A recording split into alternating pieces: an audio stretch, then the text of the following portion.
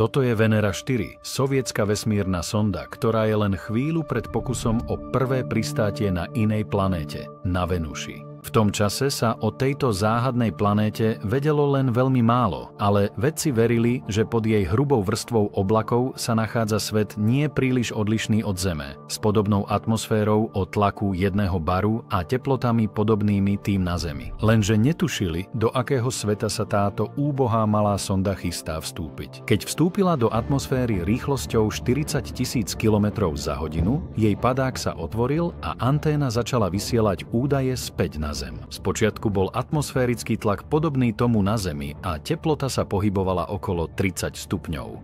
Ale keď klesala hlbšie do atmosféry, namerané hodnoty začali šalieť.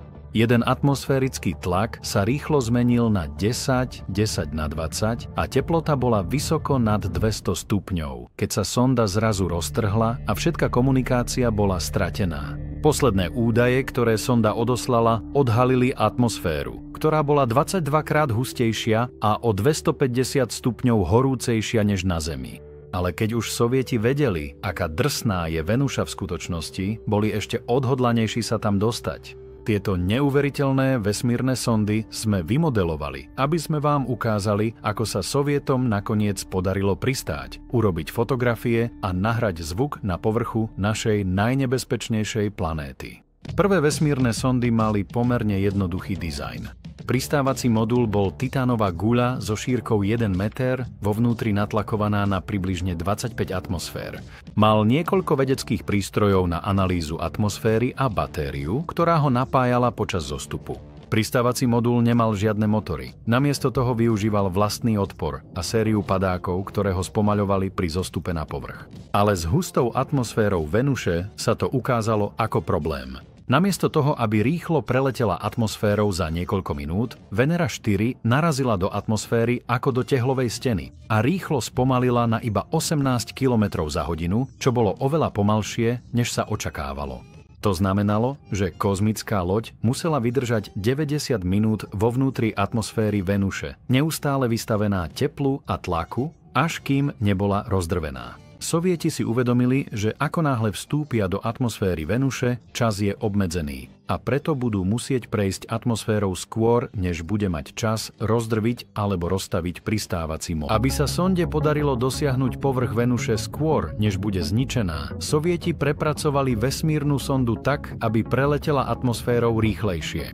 K padáku pridali šnúru, ktorá zabránila jeho otvoreniu, čo umožnilo sonde Venera padať oveľa rýchlejšie. Bola vyrobená z materiálu, ktorý sa topil pri 200 stupňoch, takže padák sa neotvoril, kým sa sonda nepriblížila oveľa bližšie k povrchu. Keďže tlak na povrchu bol stále neznámy, inžinieri to s ochranou sondy Venera poriadne prehnali.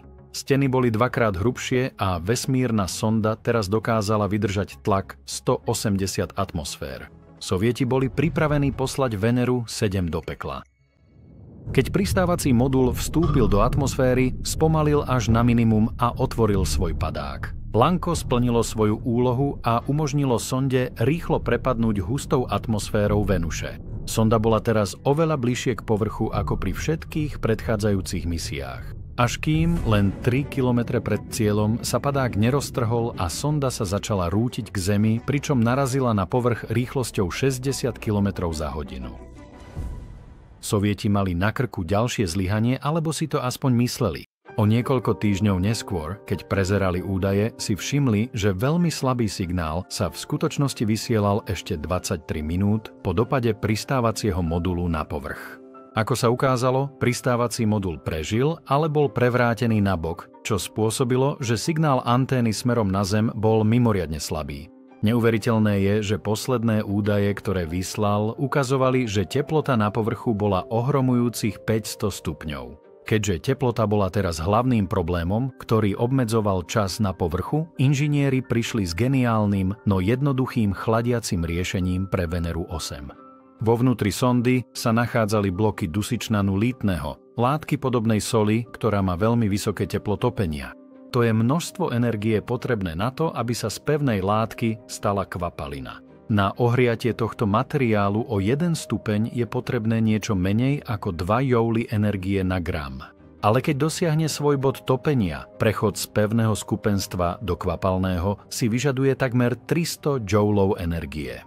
Tento prechod z pevného do kvapalného skupenstva teda absorbuje veľké množstvo tepelnej energie, ktorá sa účinne ukladá v materiáli. A tak boli do pristávacieho modulu umiestnené bloky, ktoré mali absorbovať teplo a odvádzať ho od elektrických komponentov. Tento systém fungoval mimoriadne dobre a Venera 8 úspešne dorazila na Venušu a prežila na povrchu celú 1 hodinu. Sovieti teraz ovládli umenie pristáť na Venuši, svet však stále nemal ani potuchy, ako tento bláznivý svet v skutočnosti vyzerá. A tak bolo na Veneri 9, aby urobila prvé fotografie Venuše. Pristávací modul bol opäť úplne prepracovaný. Namiesto použitia padákov pri záverečnom zostupe mala Venera 9 veľkú aerodynamickú brzdu na spomalenie a súpravu pristávacích nôh na pohltenie nárazu. Najdôležitejšou súčasťou Venery 9 však bol kamerový systém. Na oboch stranách pristávacieho modulu mala 2 pohyblivé kamery, ktoré dokázali urobiť 360-stupňovú panorámu okolitej krajiny. Navrhnúť kameru, ktorá by prežila extrémny tlak a teplotu na Venuši, však bola ďalšia výzva. Kamery boli umiestnené vo vnútri tlakovej nádoby pristávacieho modulu a 2 periskopy vyčnievali do mimoriadne hrubého tlakového okna. Na konci periskopu sa nachádzala malá šošovka, ktorá sa mohla otáčať a snímať 180-stupňový pohľad na povrch. Svetlo prechádzalo periskopom a cez šošovku, ktorá korigovala vplyv hrubého tlakového okna. Každá z 2 kamier mala veľké krytky objektívov, ktoré boli navrhnuté tak, aby sa po pristátí sondy dali odstrániť. Na Venere 9 fungoval iba jeden z nich. Toto bola úplne prvá fotografia urobená na Venuši. V budúcich misiách boli kamery vylepšené a nakoniec dokázali snímať farebné snímky s vyšším rozlíšením. Na palube Venery 14 bol umiestnený mikrofón. Nasleduje skutočný zvuk pristátia sondy na povrchu a nástroja vrtajúceho do povrchu.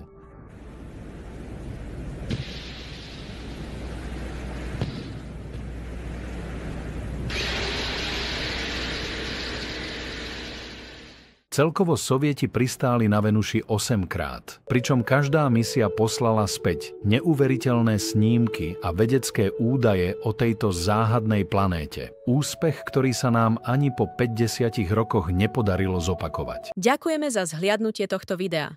Ak sa vám video páčilo, pomôžte tomuto kanálu rásť, zanechajte odber, like a napíšte komentár, čo vás zaujalo. Toto video sme nechali preložiť z kanála Primal Space pre vzdelávacie účely a rozšírenie všeobecného prehľadu našich divákov. Link na pôvodné video nájdete v popise pod videom. Vidíme sa na budúce pri ďalšom technologickom videu. Ahojte!